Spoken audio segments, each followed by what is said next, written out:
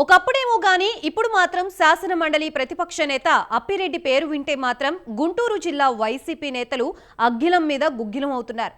ఎన్నికలప్పుడు ఆయన చెప్పిందే వేదం అన్నట్లు వ్యవహరించిన వైసీపీ నేతలు ప్రస్తుతం ఆయనపై తీవ్ర స్థాయిలో విరుచుకుపడుతున్నారు. అప్పిరెడ్డి అరాచకాలు తెలుసుకుని రాష్ట్ర నాయకులు కూడా వామ్మో అంటున్నారట. అయితే జగన్ మాత్రం ఎవరినీ సంప్రదించకుండా అప్పిరెడ్డికి మండలిలో ప్రతిపక్ష నేతగా కేబినెట్ ర్యాంకు హోదా కల్పించి మిగిలిన వారి ఎమోషన్లతో ఆడుకుంటూ ఉండటం చర్చనీయాంశంగా మారింది.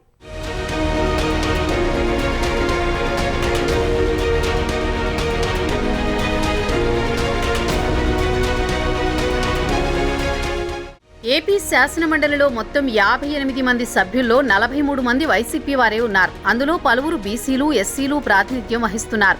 కేంద్ర మంత్రిగా పనిచేసిన డాక్టర్ ఉమారెడ్డి వెంకటేశ్వర్లు వంటి హేమాహేమీలు కూడా ఉన్నారు. నిత్యం బీసీ, ఎస్సీల జపం చేసే మాజీ సీఎం జగన్ వారందరినీ కాదని లేళ్ల అప్పిరెడ్డిని శాసనమండలిలో ప్రతిపక్ష నేతగా నియమించారు. తనకు కూడా లేని ప్రతిపక్ష నేత హోదాను జగన్ ఆయనకు కల్పించారు. లేళ్ల అప్పిరెడ్డి అపార రాజకీయ అనుభవం ఉందా అంటే అది లేదు. ఎన్ఎస్యుఐతో కెరీర్ మొదలుపెట్టి కాంగ్రెస్ పార్టీ పదవులు, మార్కెట్ యార్డ్ చైర్మన్ వంటి నామినేటెడ్ పదవులతో ఆయన రాజకీయ జీవితం గడిచిపోయింది. కాంగ్రెస్లో కనీసం ఆయనకు ఎన్నికల్లో పోటీ చేసే అవకాశం కూడా దక్కలేదు. వైసీపీలోకి వచ్చాక అప్పిరెడ్డికి 2014లో జగన్ గుంటూరు పశ్చిమ టికెట్ ఇచ్చినప్పటికీ పరాజయం పాలయ్యారు. దాంతో 2019లో జగన్ ఆయన్ని పక్కన పెట్టేసి 2021లో ఎమ్మెల్సీని చేశారు.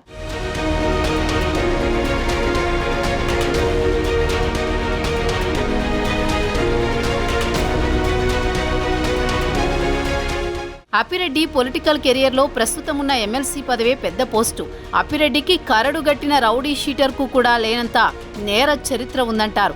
ఆ దూకుడుతో భయపడుతూ గుంటూరు జిల్లా వైసీపీలో తన హవా కొనసాగించారట. ఆయన అలా నోరున్న నేత అవ్వడం, సొంత సామాజిక వర్గం కావడంతో జగన్ సన్నిహితుల్లో ఒకరయ్యారు అప్పిరెడ్డి. జగన్ దగ్గర చనువు ఉపయోగించుకుని గత ప్రభుత్వంలో స్వామి కార్యాల కంటే స్వకార్యాలు బానే కానిచ్చుకున్నారట ఆయన. తన వర్గానికి సంబంధించిన వారందరికీ పదవులు ఇప్పించుకోవడంలో సక్సెస్ అయ్యారు అప్పిరెడ్డి. గుంటూరులో మాస్ లీడర్గా పేరున్న ఆయన జిల్లాలో మరో వర్గం నేతకు పదవులు రాకుండా అన్నీ తన వారికే కట్టబెట్టారట. అయినా జిల్లా వైసీపీలో ఎవరూ ఆయనకు వ్యతిరేకంగా వాయిస్ వినిపించే సాహసం చేయలేదు. పార్టీ పరాజయం తర్వాత అందరూ అప్పిరెడ్డిని టార్గెట్ చేయడం మొదలుపెట్టారు. తోటి నేతలకు తీవ్ర అన్యాయం చేశారని ధ్వజమెత్తుతున్నారు.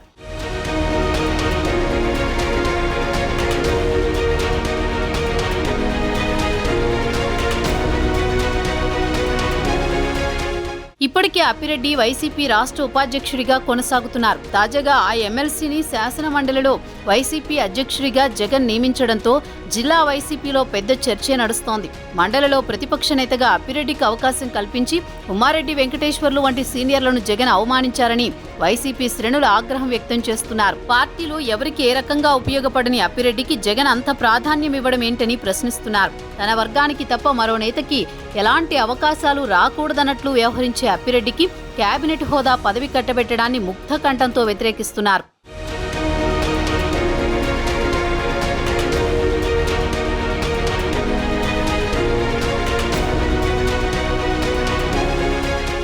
గుంటూరు జిల్లాలో పార్టీ తీవ్రంగా నష్టపోవడానికి కారణం అప్పిరెడ్డి అని విమర్శిస్తున్నారు.